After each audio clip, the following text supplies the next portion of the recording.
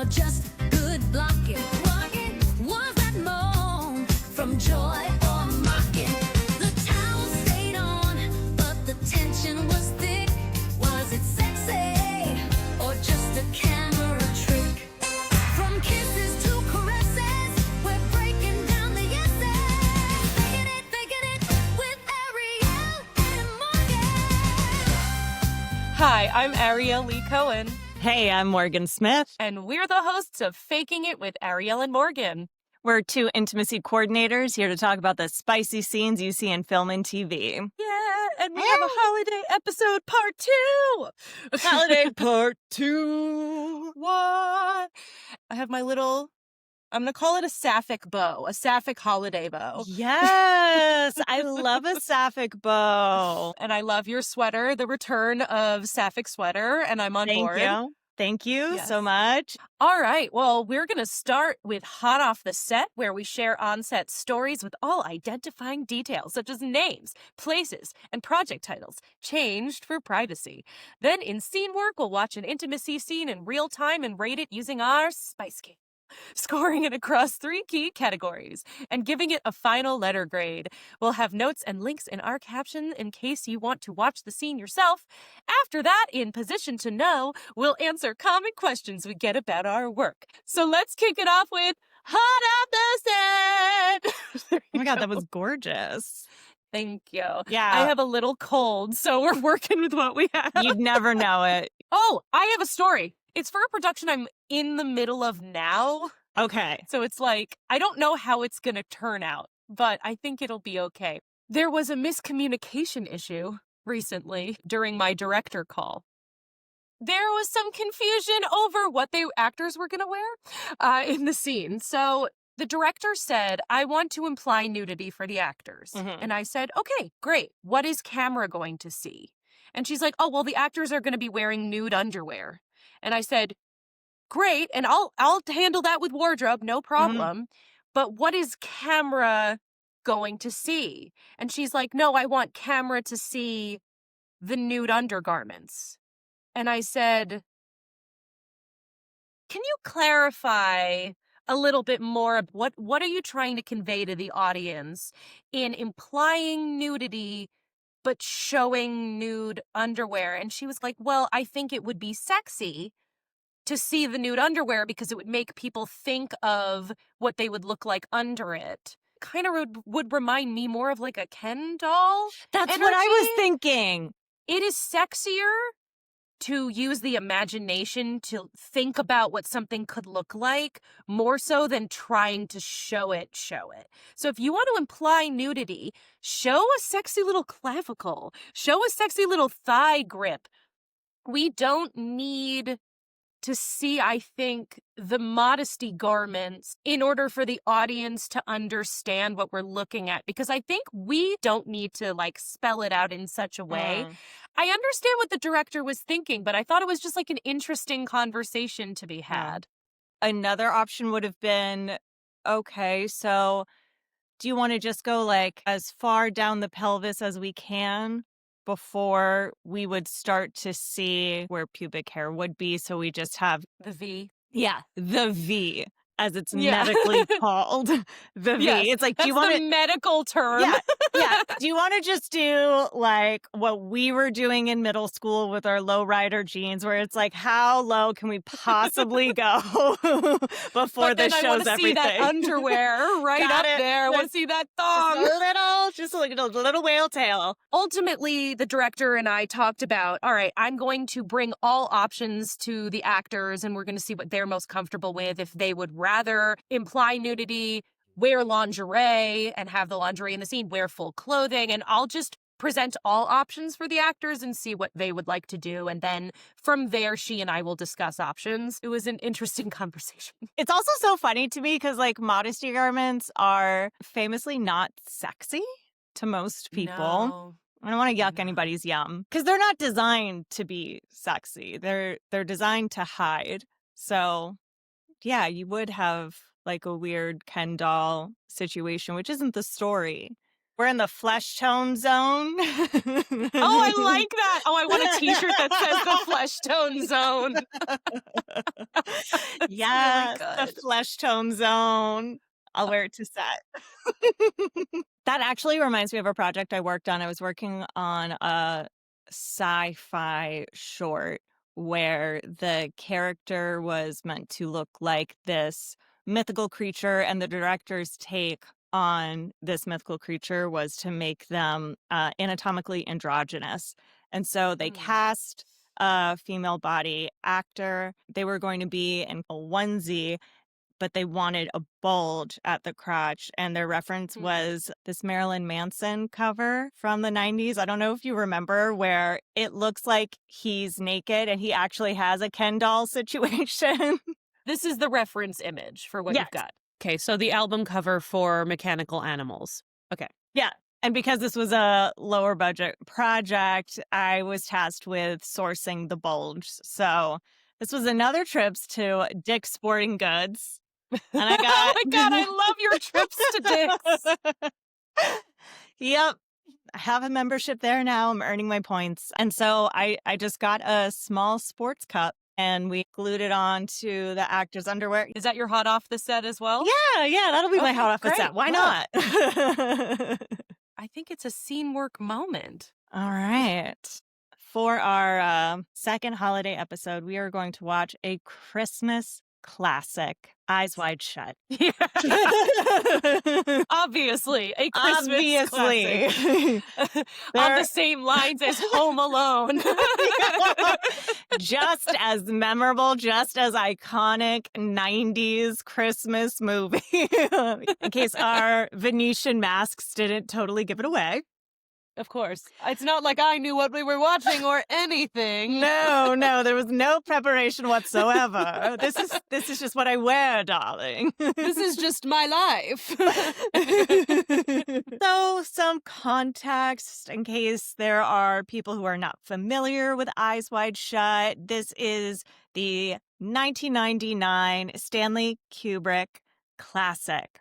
It is based on the 1929 novella Dream Story, or in its original German, Traumnovelle, by Arthur Schnitzler. Okay, context. Bill and Alice are a young married couple. After a tense night in which Alice confesses she once fantasized about leaving Bill for another man, Bill wanders New York in a state of wounded ego and sexual disorientation. He's propositioned, rejected, and tempted in a series of encounters, each one deepening his sense of inadequacy and curiosity. When he runs into an old friend now working as a pianist, Bill learns about a secret elite gathering requiring a password and a disguise. Driven by jealousy, humiliation, and a desire to reclaim a sense of power, he infiltrates this masked ritual. In this clip, we are going to be seeing Tom Cruise as Dr. William, Bill Harford, Julian Davis as Mandy Curran, Abigail Good as Mysterious Woman physically, but the voice of Mysterious Woman is uncredited as Cate Blanchett. This is like 6 degrees of Cate Blanchett now. We'll get into that. And there are going to be just a ton of background people. The film was written by Stanley Kubrick and Frederic Raphael, directed by Stanley Kubrick, officially intimacy coordinated by no one, but Stanley Kubrick did work with a choreographer, Yolande Snaith, on the orgy scene that we're about to watch. Ultimately, her choreography didn't end up in the scene we're going to see, but a lot of the prep work she did influence the scene. Famously, there are 2 versions of the scene. There is a censored version and an uncensored version. Stanley Kubrick died days after screening his final cut. And then they had to deal with the MPAA, which is the rating system in America, who did not like a lot of the orgy scene. But nobody wanted to cut anything that Stanley Kubrick shot. So they placed other people in front of the more explicit acts in the orgy scene, hooded, cloaked people who weren't actually there on the day of filming. This was the version that Americans saw in theaters at the time. The rest of the world saw the uncensored version, which is actually really hard to get now. But you did some digging and you found the uncensored version, and that's what we are going to watch. Yes. Yes. If you'd like to follow along with us, we are starting at 1:18:34. We have female presenting bodies and a beautiful Kate Blanchett voice whispering through my ear. All of the women here are just wearing masks, chokers, thongs, and heels, and nothing else. And it's very striking, I will say. So another dude with a mask has come, and it's, even though no one has facial expressions, it's rather sinister. And then he holds onto her arm and leads her away. Her buttocks is perfectly center screen, so it is all we are looking at. We are wandering through a large domed space. There's folks on the right who are presumably having very elaborate penetrative sex, very a lot of bounce to it, and it doesn't seem to me that pelvises are moving apart and together as much as together up and down. It kind of reminds me of the movement when someone's riding a saddle at a bar. Yes, 100%.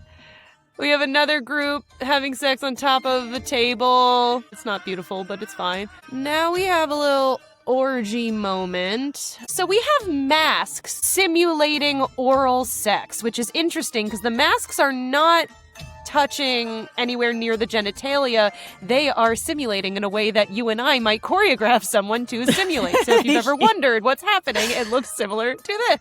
Touching of the chest, but not on the nipples and areolas. Oh, and now we are at another penetrative sex moment from behind. Again, the movements don't match perfectly, but it's okay. And we move into another room, and again, folks are having penetrative sex on top of a person who is a table today. We have a lot of spectators in all of these rooms with different masks. We have very diamond-shaped pubic hair. So, very specific. The pubic hair is so specific. And also the body type. Everyone's very Renaissance painting in the background. Just like lounging, lighting that's very gold and red and soft. Now we have the Blanchett. mysterious woman. Yeah, she's back. The Kate, not Kate. Okay, now we just have folks just making out with masks, so nothing. But nearby. You realize the danger you're in now. I remember when I watched the censored version, I just kept thinking, wow, this is the best masking I've ever seen in my life. Yeah, same. Like it's like a big one shot, and every time we're turning a corner, someone is perfectly in line with the sexual action. Because people are wearing masks, when you're talking about masking in Oh this my God. moment. Great point. So there's two different kinds of masking. One is mask work, the way that Morgan and I, if you're looking at us visually, are both wearing Venetian masks right now. That's called masking. But another kind of masking in the IC world is when something or someone is in front of any kind of pelvic interaction or is hiding nudity or hiding any kind of simulated sex action. A perfect example is in Austin Powers in that one scene where he keeps walking around and he's always covered by like a plant or a person or something.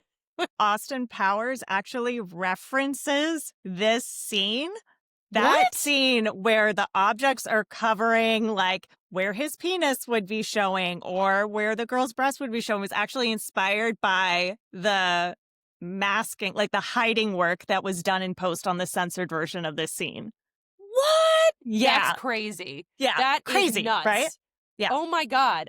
It's very beautifully shot. A lot of the simulated sex movements aren't perfectly done. They are very performative, and there are always voyeurs or spectators in the room, so that could be very purposeful in the story that they're trying to tell. Do I think it looks perfect as sex? No, I do not, but I think that it still works with the themes and the narrative here. Totally agree. Some extra background on this scene. Stanley Kubrick, I don't know if like the public knew this or just people in the industry knew this. He was really uncomfortable with sex. as a subject. One of the most sexual scenes of all time, and he's like, I don't like it.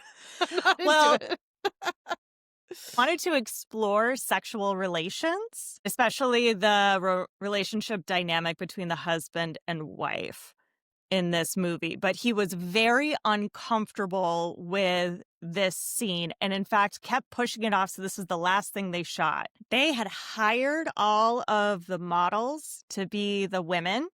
And he did specify a specific body type. He wanted them, first of all, to kind of mimic a Barbie doll in terms of being tall and very thin and large chested. But he also specified no plastic surgery.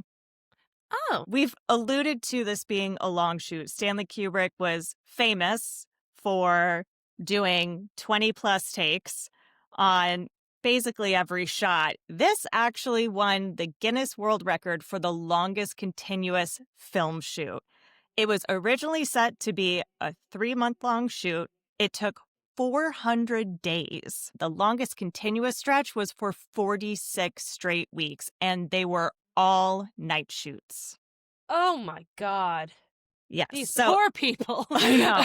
Night shoots are really difficult to handle because your circadian rhythm gets really messed up. You are shooting the scenes at night, and usually that means no matter how many scenes you're doing, you are shooting all night long. So that could be 12, 14, 16 plus hours because they need to be walking around outside at night, or they don't want the light of day shining in from windows. You can shoot day for night or put garbage bags or scrims all over the windows to basically black out the light. They are sort of a necessity in film shoots, and they're very difficult to deal with. They can lead to a lot of accidents, illness on set, people not being able to drive home after set.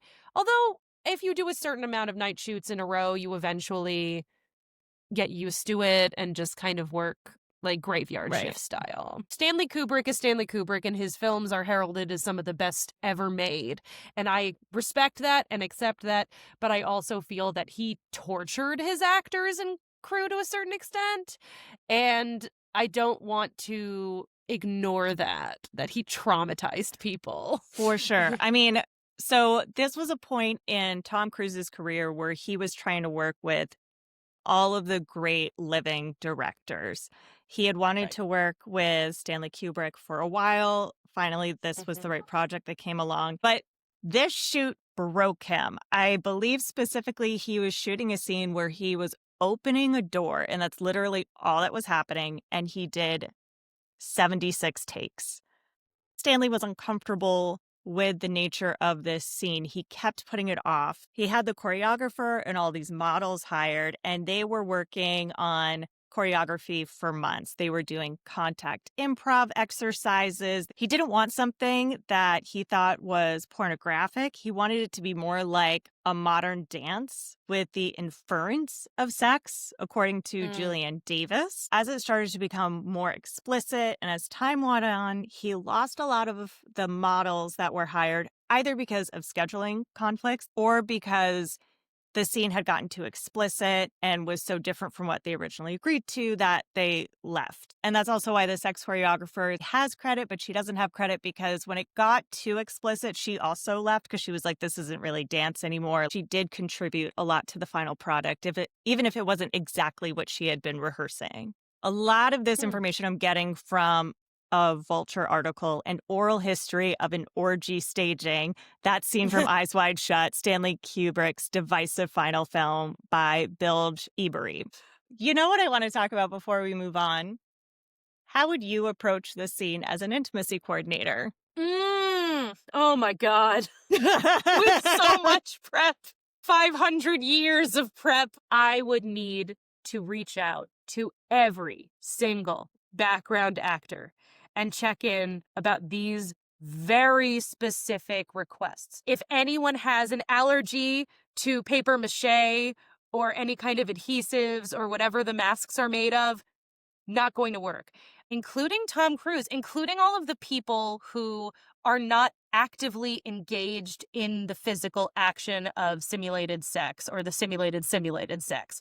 Because the people who are the voyeurs are still participating in the action, and it's important that they also know what to expect when going into the space and that it fits within their boundaries to do so. I would probably request multiple ICs. Yes. There's a lot of background, and I would say maybe 10 per intimacy coordinator. You have to choreograph every single action. I would have to make sure that it is within boundaries for the couples to be together. And then I would make sure that they're all robed the second we walk away from them. Make sure that the masks are being seen. And that space between the mask and, let's say, genitalia for those oral simulations, it's important that we as the audience see that there is space. That is also a slight difference from what we normally do. So all that to say, it's very complicated. I would need to spend 30 minutes just in my head thinking about what is the step-by-step. Totally valid. And I would have a similar approach. Would probably have another IC just be in charge of background. And I'll probably stay on principal, so Tom Cruise and Mysterious Woman. Divide and conquer, because it's a lot of different things to do. And it would also be important to address, especially with the background actors who may not be familiar with Stanley Kubrick's reputation, letting them know, he is known for doing a lot of takes. So whatever you're agreeing to do, you are likely going to be requested to do it at least this many times. So having that be a part of the consent process. It's really great when you have that information ahead of time. Even just in initial director conversations, just checking in about how many seconds do you think that they will be doing this particular action, not in the final cut of the film, but with the actors physically standing there so that we can give them a general gist. And I would have set a rhythm for the simulated sex so we were on the same page. And if you're gonna do erratic movement, then make some kind of signal like I'm going to squeeze your thigh as I'm moving in so you know when to move, especially if you're not able to look at the other person. Let's get to the spice scale. Welcome to the spice scale, our not-so-scientific way of rating intimacy scenes based on consent and power dynamics, technical craft and coordination excellence, and heat factor. Each category gets a score from 1 to 5, with 5 being the highest. Then we add it all up to give the scene a final letter grade. Ariel, how about we start with consent and power dynamics? I would love to. The consent levels are portrayed well in the scene, but they are really tricky in the scene because you have an invite-only event, but then there is this sort of sinister undertone of, are all of the people here voluntarily or not? Because it seems that some of the women potentially are in danger, or maybe Tom Cruise is in danger. So while they've been invited and they have agreed to attend, it doesn't mean that they necessarily are consenting to the activities. Also sort of told by that grip of her arm in that very beginning moment we saw where the man takes her away up the stairs. So consent-wise, dicey, but power dynamics, very clear who is in charge here and who is not. I completely agree about the power dynamics, especially with the costuming. The women are virtually naked. They have a tiny thong on, the heels, and a mask, and that's it. The men are not only fully clothed, but they're also cloaked and masked as well. But I also think that because there's this undercurrent of potential trauma going on and maybe non-consent, it's a little muddied.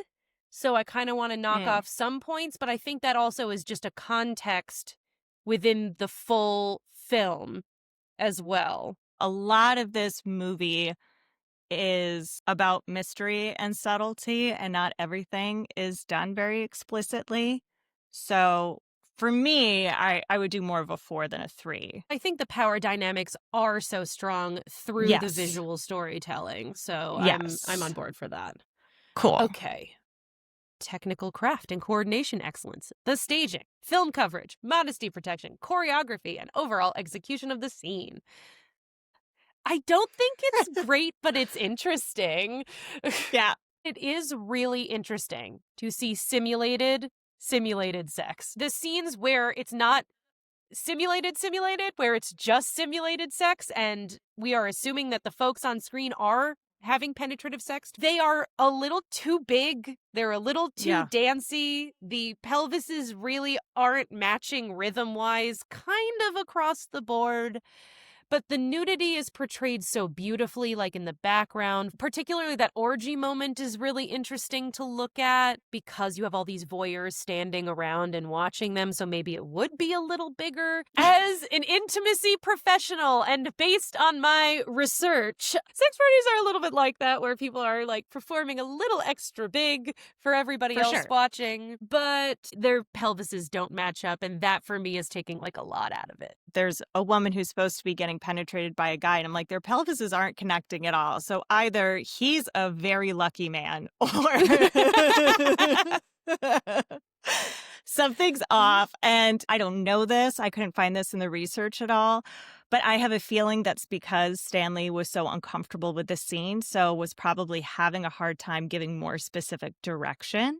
Also, if you think about how many takes they probably had to Yeah. do, good for them for keeping this level of energy in the simulated sex acts. I mean, not only is it Stanley Kubrick, but you're doing a oneer, which means the whole thing is being done in one take, as opposed to being cut up between different angles. Shout out to all the background people in this scene doing the Lord's work. Outside of that, I love the staging of it. There's so many moments that look like an erotic painting, especially when we have the orgy on top of the table that people are standing around. I think that's so gorgeously done. The angles are so interesting, the shapes that people are making. And we don't get a lot of that in sex scenes, especially group scenes. I'm torn because I'm like, the stuff that we're supposed to take as real sex is so off. But then everything else is so good. I'm really torn. I feel like we should give it a 3 then, because Okay. we are Okay. really middling at the end of this. Yeah.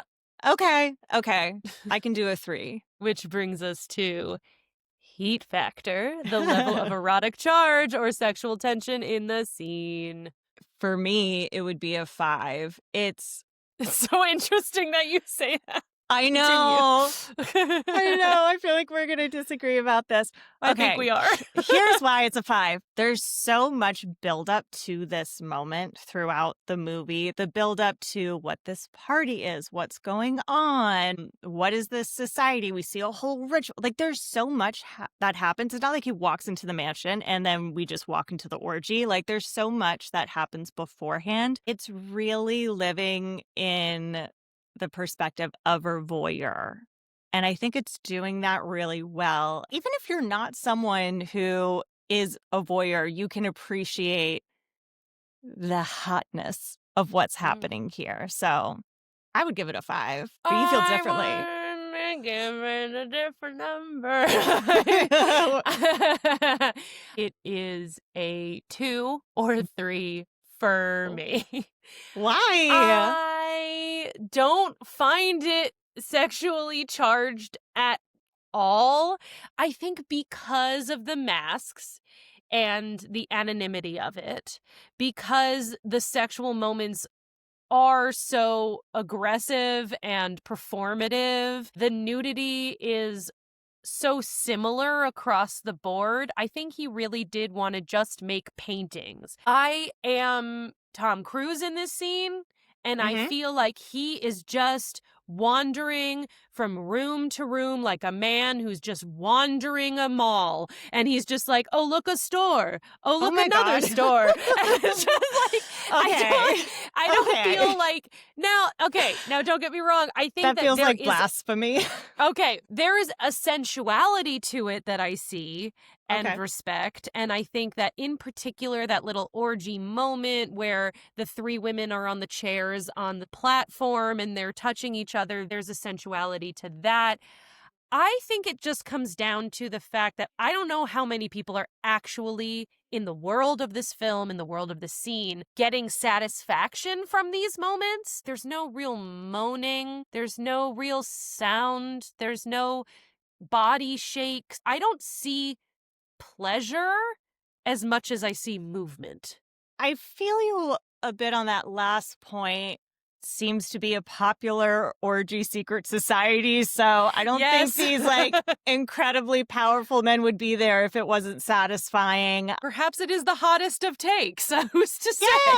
Yeah, that's a hot take. I strongly disagree. I think as a voyeur, it captures the vibe of witnessing all that's going on. I think that's part of the enjoyment of this gathering. And that's something that happens in real sex parties as well. Based on your research? Based on my research. So, Stanley Kubrick, as far as I know, had no connection to sex parties whatsoever.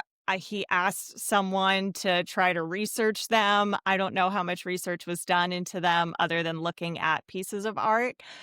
But I think given all that, he captures it in a really great way. This like shook audiences, and people still reference this scene to this day. We all have our own opinions about things, and I respect it for the time in which it came out, that this must have been like insanity. Wow. I think this is the first time we may split. Yeah. I know. I feel like as someone who loves sex scenes in movies, this is so iconic. I think that we should just have our different numbers and we're just going to give it different letter grades. Oh, that is spicy. I have to stick with 5.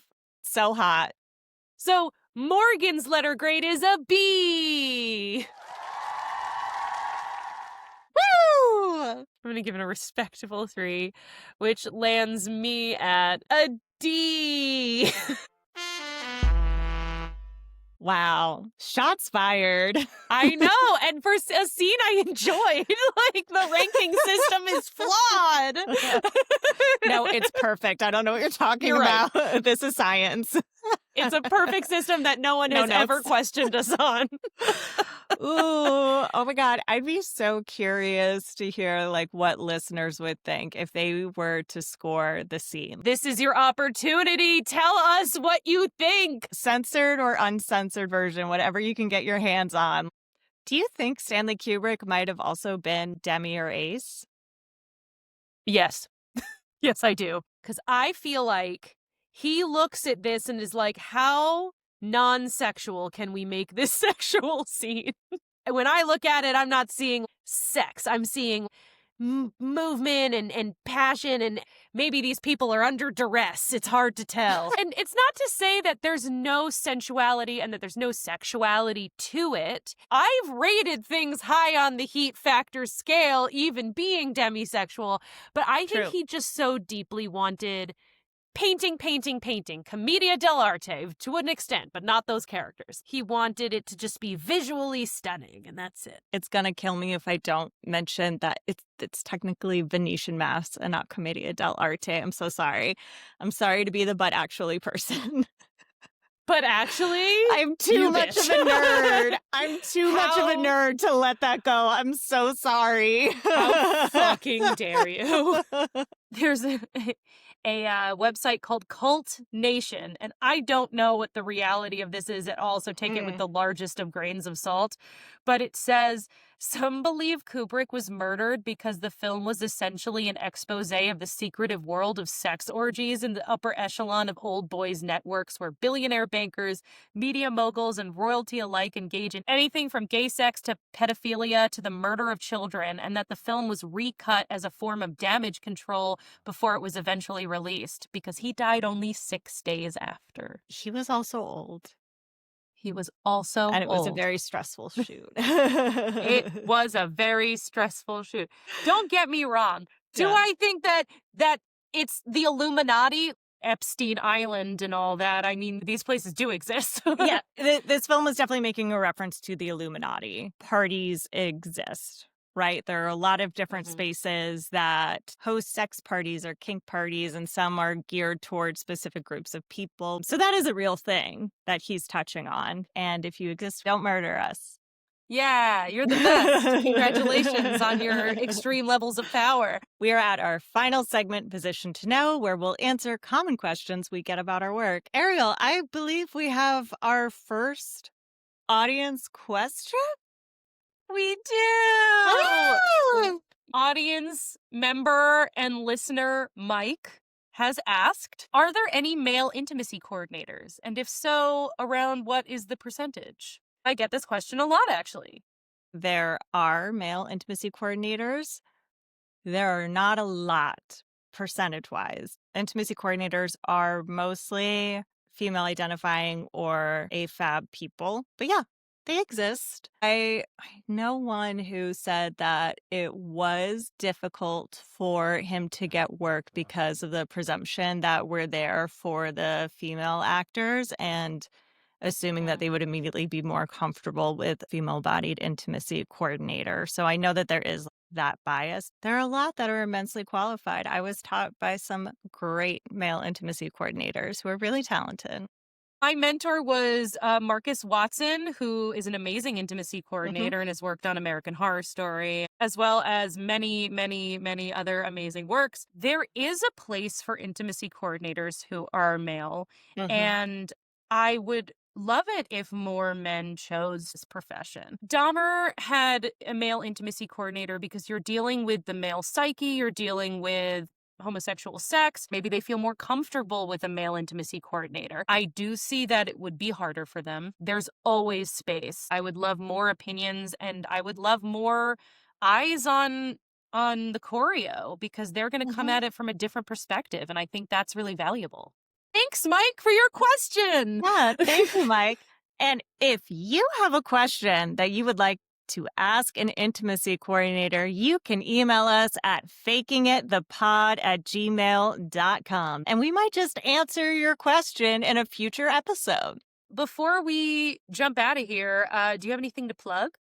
You and I both worked on a vertical based on a book called Bound by Honor that recently exceeded 200 million views on Real Short. Yes. So that's cool. Hell yeah. Thanks for listening to Faking It. You can find us on Apple Podcasts, Spotify, or anywhere you get your podcasts. New episodes drop every other hump day, Wednesday. If this was good for you, the best way to support our show is to follow the podcast and leave a quick rating or review. It takes less than 30 seconds and it really helps us. Tell one friend who loves spicy movie secrets about us. Find us on social media at fakingitthepod. Want to get involved? Head to patreon.com/fakingitthepod. For just $1, you can request scenes for us to break down. For $10, you can get bonus content and never-before-seen footage. And for $5, you can get a shout-out like these listeners. Thank you, Lee, and Kiki Brown, who... Apologies, we were accidentally saying Kimmy Brown before, but it is Kiki Brown. We love you, Kiki. Stay tuned for our bonus episode where we'll cover the show so many of you have been asking us to do. Heated Rivalry. Stay real, fakers.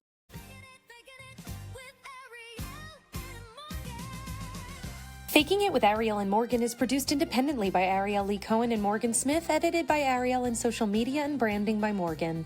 Our theme song is Faking It by Suno AI until we get monetized, so feel free to send us a new one. Have questions, thoughts, or media recommendations? Hit us up at fakingthepod.com. Find us on all socials at Faking the Pod and head over to our Patreon for bonus content. Credits for the film or show we reacted to are in the episode caption.